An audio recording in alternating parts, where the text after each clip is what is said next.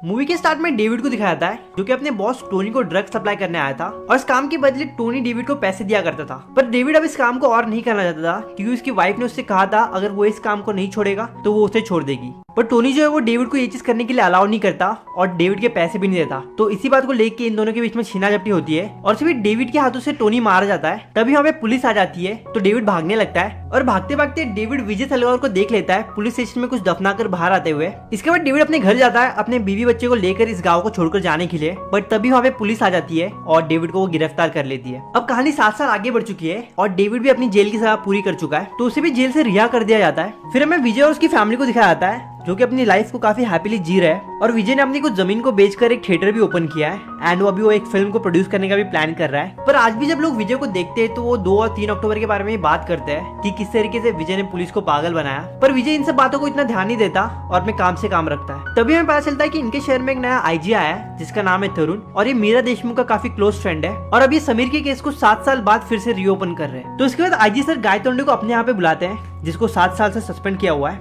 इसके बाद गाय तोंडे IG sir को समीर के मर्डर केस के बारे में सब कुछ बताता है और ये भी कहता है कि समीर की बॉडी ना मिलने की वजह से विजय सलगांवकर पुलिस के हाथों से बच गया और उनके पास विजय के अगेंस्ट कोई भी पक्का एविडेंस नहीं था। तभी यहाँ पे एंट्री होती है मीरा देशमुख की और वो कहती है विजय बच गया क्योंकि मैंने एक चौथी फेल को अंडर एस्टिमेट किया, पर अब वो फंसेगा क्योंकि उसने एक माँ को अंडर एस्टिमेट किया है। अब मीरा के पास कुछ एविडेंस थे जिसके बिहाफ पे वो इस केस को आगे बढ़ा सकते थे। बेसिकली जब विजय अपनी जमीन बेच रहा था तब मीरा देशमुख ने उस जमीन को शिव कुलकर्णी के नाम पे खरीद ली थी और तब से उसके 2 ऑफिसर शिव और जेनी वहाँ पे रहने लगे एज हस्बैंड वाइफ। एंड इसी टाइम पीरियड में जेनी ने विजय की वाइफ नंदिनी के साथ काफी अच्छी दोस्ती कर ली और उसी का फायदा उठाते हुए जेनी ने नंदिनी और विजय के घर पर हर जगह माइक्रोफोन फिट कर दिए ताकि उनके घर में जो भी बात हो वो उसे सुन सके। बट अभी हाल ही में जेनी ने नंदिनी को अपनी बातों में गोल गोल घुमाकर इस बारे में जानने की कोशिश की कि समीर की बॉडी अब कहाँ पर है। तब नंदिनी कहती कि विजय के अलावा किसी को भी पता नहीं कि समीर की बॉडी कहाँ पर है क्योंकि अगले दिन विजय ने समीर की बॉडी गार्डन से निकालकर कहीं और दफना दी थी। और वो ये भी कहती है कि जब भी वो इस बारे में विजय से बात करने जाती है तो विजय मना कर देता है एंड उसे नहीं बताता। सो अब ये लोग को इतना पता चल चुका था कि विजय ने समीर की बॉडी को कहीं और शिफ्ट कर दिया है तो इन्हें बस इतना पता लगाना है कि विजय ने उस बॉडी को अब कहाँ पर दफनाया है। तो आईजी सर सभी इवेंट्स को एक के बाद एक एनालाइज करता है कि 2 तारीख की रात को समीर का मर्डर हुआ, इन्होंने उसे अपने गार्डन में दफनाया।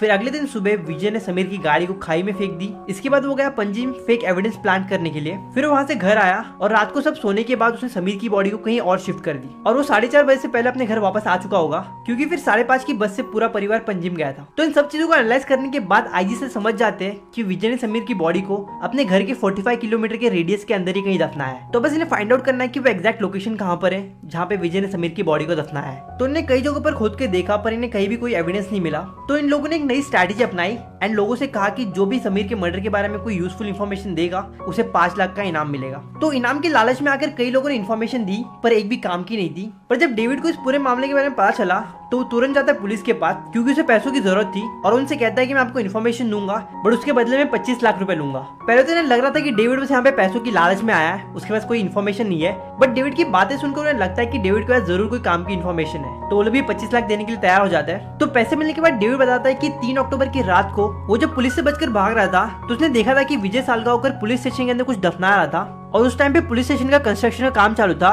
तो एग्जैक्टली इसी जगह पे जहाँ पे आप खड़े हो वहीं पे विजय सलगांवकर कुछ दफना रहा था। फिर इसके बाद ये लोग पुलिस स्टेशन में खुदाई करने के लिए सभी लीगल परमिशन ले लेते हैं एंड खुदाई स्टार्ट कर देते हैं और ये बात विजय को पता चल जाती है कि पुलिस स्टेशन में खुदाई का काम चालू है एंड इसी दिन के लिए उसने अपने दुकान के बाहर एक कैमरा लगाया था जिससे कि वो पुलिस स्टेशन पे नजर रख सके कि वहाँ पे क्या हो रहा है क्या नहीं हो रहा है। सो पुलिस स्टेशन में खुदाई की बात जानने के बाद विजय सलगांवकर अपना सारा काम छोड़कर कहीं चला जाता है एंड पुलिस स्टेशन में पुलिस को किसी के कंकाल मिलते हैं और फोरेंसिक रिपोर्ट से पता चलता है कि इस कंकाल की एज समीर की एज से मिलती जुलती है। अब बस डीएनए टेस्ट आना बाकी था जिससे कि ये कंफर्म हो जाए कि ये समीर के कंकाल है।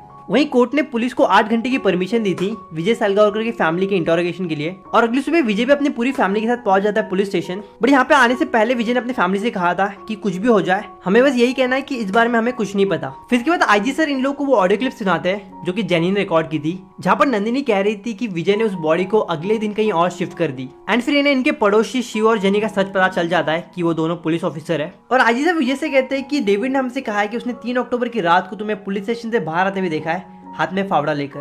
तो विजय कहता है कि या तो डेविड झूठ कह रहा है या फिर उसने किसी और को देखा होगा क्योंकि हम तो पणजी गए थे सत्संग के लिए। तब यहाँ पे आती है मीरा देशमुख और वो विजय की आगे की स्टोरी कंटिन्यू करती है कि ये लोग ने वहाँ पे सिनेमा देखा, पाव भाजी खाई एंड वगैरह वगैरह। बट अभी विजय उसका परिवार सच बताने के लिए तैयार नहीं था तो इंटरोगेशन को थोड़ा टफ किया जाता है एंड गाय तोंडे समीर के परिवार को मारते हुए पूछने लगता है कि समीर को किसने मारा। तो विजय आजी सर से रिक्वेस्ट करता है कि सर प्लीज ऐसा मत करो। एंड उसी बीच विजय की बेटी अंजू को एंजाइटी अटैक आता है। तो विजय कहता है कि सर ये सब रोक दो प्लीज, जल्दी डॉक्टर को बुलाओ, मेरी बेटी की तबीयत खराब है, मैं आपको सब सच बताने के लिए तैयार हूँ। फिर इसके बाद विजय अपना कन्फेशन देता है जिसमें विजय बताता है कि 2 अक्टूबर को नंदिनी और उसके बच्चे कहीं बाहर गए थे और जब वो शराब पी के रात को घर जा रहा था तो देखता है कि कोई चोरी छुपे उनके घर में घुसने की कोशिश कर रहा है। तो उसने वहीं पास में पड़े हुए एक रॉड को लिया और उस पर अटैक किया, बट वो लड़का झुक जाता है एंड वो सलाह उसके सर पे लग जाती है। और जब विजय उसके पास जाके देखता है तब तक वो लड़का मर चुका था और ये चीज देख के वो काफी डर गया, इसलिए उसने उस लड़के की बॉडी को अपने गार्डन में दफनाया क्योंकि नंदिनी और उसके बच्चे जल्दी घर आने वाले थे। और फिर अगले दिन रात को उसने उस बॉडी को पुलिस स्टेशन में दफना दिया क्योंकि वहाँ पे उस बॉडी को कोई ढूंढ नहीं पाएगा।